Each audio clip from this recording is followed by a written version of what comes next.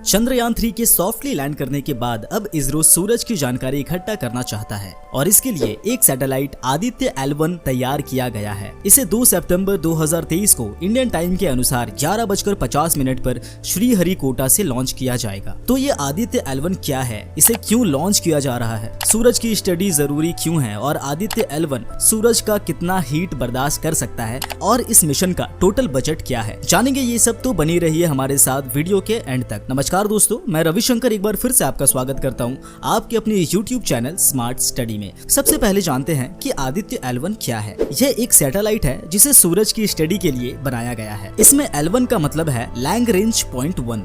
Lagrange point एक mathematical based equation के basis पर बनाया गया है और सूरज का एक नाम आदित्य भी है, इसलिए इसका नाम आदित्य L1 रखा गया है। ये सूरज की तरफ 15 लाख किलोमीटर तक जाएगा, यानी इसे सूरज और पृथ्वी के बीच इतनी दूरी पर रखा जाएगा कि पृथ्वी और सूरज दोनों की ग्रेविटी इसे अपनी तरफ खींच ना सके। तो दोस्तों, आप ये सोच रहे होंगे कि लैग्रेंज पॉइंट क्या है। हम इसके बारे में भी डिटेल में जानेंगे, पर पहले जानते हैं कि आदित्य L1 का मिशन क्या है। आदित्य L1 सूर्य के स्टडी के लिए भारत की तरफ से पहला मिशन है। इसका काम सूरज पर 24 घंटे नजर रखना है। L1 पॉइंट की धरती से दूरी 1.5 मिलियन किलोमीटर है, जबकि सूर्य से पृथ्वी की दूरी 150 मिलियन किलोमीटर है। L1 पॉइंट को इसलिए चुना गया है क्योंकि यहाँ से सूरज पर 7 दिन और 24 घंटे नजर रखा जा सकता है। यहाँ तक कि सूरज पर ग्रहण लगने के बाद भी ये सूरज को देख सकता है। आइए अब लैग्रेंज पॉइंट को थोड़ा डिटेल में समझते हैं। लैग्रेंज पॉइंट स्पेस में वो जगह है जहां सूर्य और पृथ्वी की ग्रेविटी आपस में बैलेंस हो जाता है। यहाँ किसी भी स्पेसशिप को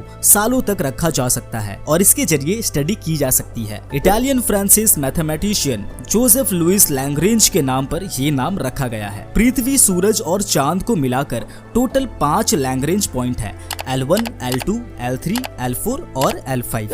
L3 सूरज के दूसरी तरफ है, इसलिए ये हमारे साइंटिस्ट के लिए किसी काम का नहीं है। लैग्रेंज 1 और लैग्रेंज 2 पृथ्वी के पास है और पूरी समय सन की स्टडी के लिए L1 सबसे परफेक्ट पॉइंट है। तो आगे बढ़ने से पहले आज का जनरल नॉलेज क्विज है कि भारत की कौन सी व्हीकल है जो समुद्र के नीचे जाकर रिसर्च करने जा रही है। अगर आप इसका जवाब जानते हैं तो हमें कमेंट्स में जरूर बताएं और हमें सपोर्ट करने के लिए वीडियो को लाइक जरूर करें, चैनल को सब्सक्राइब करें और बेल नोटिफिकेशन जरूर प्रेस करें ताकि आगे आने वाले वीडियोस की इन्फॉर्मेशन आपको मिलती रहे। टॉपिक पर वापस आते हैं। आदित्य L1 को PSLV C57 रॉकेट के जरिए लो अर्थ ऑर्बिट में स्थापित किया जाएगा।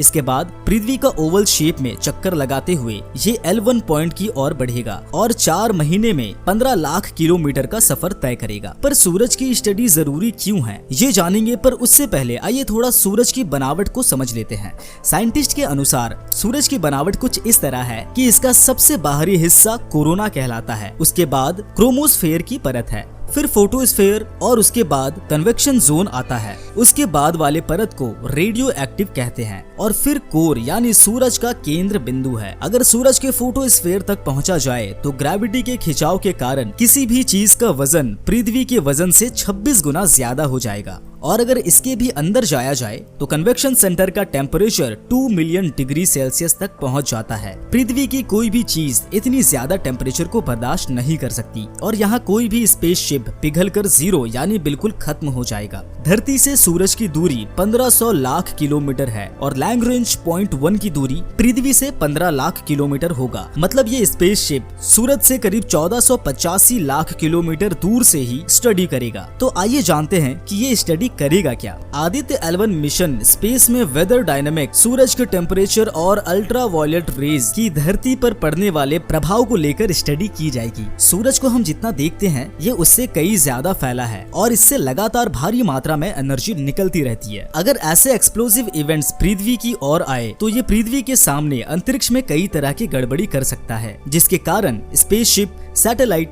रेडियो सिग्नल, कम्युनिकेशन सिस्टम और पावर ग्रिड में प्रॉब्लम आ सकती है। इन्हीं प्रॉब्लम को पहले से जानकर उसे बचाने के लिए भारत आदित्य L1 को लॉन्च कर रहा है। इसके लिए आदित्य L1 7 पेलोड लेकर जाएगा। इन 7 पेलोड में से 4 पेलोड लगातार सूरज पर नजर रखेंगे और बाकी के 3 पेलोड सिचुएशन के हिसाब से पार्टिकल्स और मैग्नेटिक फील्ड के स्टडी करेंगे। भारत सूर्य के करीब पहली बार अपने मिशन को लॉन्च करेगा, लेकिन अब तक सूर्य पर टोटल 22 देश अपने मिशन को भेज चुके हैं और भारत भारत का सूर्य मिशन 23वां मिशन होगा। इन 22 देशों में अमेरिका, यूरोप स्पेस एजेंसी शामिल है। इनमें से सबसे ज्यादा मिशन नासा ने भेजा है। नासा ने अकेले 14 मिशन सूर्य पर भेजा है। नासा ने सबसे पहले सूरज को सबसे करीब तक अपने स्पेसशिप को भेजने का रिकॉर्ड बनाया है। इसके लिए पार्कर सोलर प्रोब नाम का एक मिशन 2018 में लॉन्च किया गया था। इस पार्कर सोलर प्रोब ने सूरज के कोरोना को टच किया था। जैसा कि हमने ये पहले भी जाना कि सूरज का सबसे आउटर पार्ट को कोरोना कहा जाता है। इस हिस्से का सबसे ज्यादा टेम्परेचर करीब 17 लाख डिग्री फ़ारेनहाइट होता है। इसलिए इस मिशन को सूरज का सबसे बड़ा मिशन कहा जाता है। नासा ने इस मिशन के जरिए सूरज से रिलेटेड कई क्वेश्चंस के आंसर खोजे। उन्हें ये भी पता चला कि सूरज से निकलने वाले सोलर विंग्स जिगजैग स्ट्रक्चर का होता है। नासा ने ही हमें ये भी बताया कि सूरज की केंद्र बिंदु यानी कोर का टेम्परेचर 27 मिलियन डिग्री फ़ारेनहाइट यानी 15 मिलियन डिग्री सेल्सियस होता है और इसकी सतह का टेम्परेचर करीब 10,000 डिग्री फ़ारेनहाइट यानी लगभग 5,500 डिग्री सेल्सियस होता है। दोस्तों, वीडियो की शुरुआत में मैंने आपसे एक सवाल पूछा था कि भारत की कौन सी व्हीकल है जो समुद्र के नीचे जाकर रिसर्च करने जा रही है। अगर आपने अब तक इसका जवाब नहीं दिया है तो हमें कमेंट्स में जरूर बताएं, और अगर आप इसका जवाब नहीं जानते हैं तो आदित्य L1 को सपोर्ट करने के लिए कमेंट्स में जय हिंद लिख दे। दोस्तों, अब वीडियो के एंड में चलते हैं इसकी बजट की ओर। तो इसका बजट हमारे सक्सेसफुल चंद्रयान 3 के बजट से भी कम है, सिर्फ 400 करोड़ रुपए। मतलब जितने में एक डायरेक्टर हाई क्वालिटी फिल्म ना बना पाए, इतने में तो हमारे साइंटिस्ट सूर्य पर रिसर्च करने वाले हैं। तो दोस्तों, वीडियो अगर इन्फॉर्मेटिव लगा हो तो इसे लाइक करें, हमें सपोर्ट करने के लिए चैनल को सब्सक्राइब करें और अपने दोस्तों के साथ जरूर शेयर करें। आज के लिए इतना ही, मिलते हैं अगले वीडियो में, तब तक के लिए नमस्कार।